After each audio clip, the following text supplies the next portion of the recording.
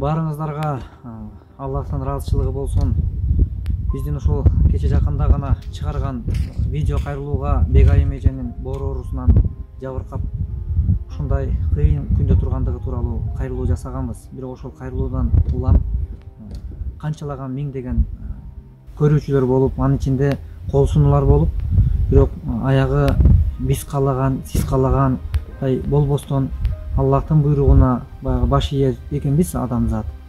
Бегайым эжекебизден ушул биз бул дүйнөдө эч кандай жардам берүү мүмкүнчүлүгү бизде болбой калды.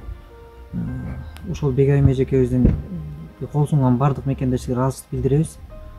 Ушу бүгүнкү күндө эжекебиз биздин арабызда эмес. Аллах Таалага керек экен ошол жаткан жери жайлуу, ыйман саламат болсун деген гана сөздү айтуудан аргасызбыз. Ошондуктан урматтуу мекендеш, урматтуу көрүүчү, жөн гана эжекебизге багыштап Куран окуп, алакан жаюу гана мүмкүнчүлүгү калды бизде. Эжекебиздин жаткан жери жайлуу, ыйманы саламат болсун. Балдарына, кыздарына, жакындарына, ата-энесине бардыгына сабыр тилейбиз. Биздин колубуздан келбейт экен эч нерсе. Бардык Кудайдын буйругу менен. Ошондуктан аз күнчөлүк өмүрдө баркташып, сыйлашып жашашлык гана керек экендиги баарыбызга маалым.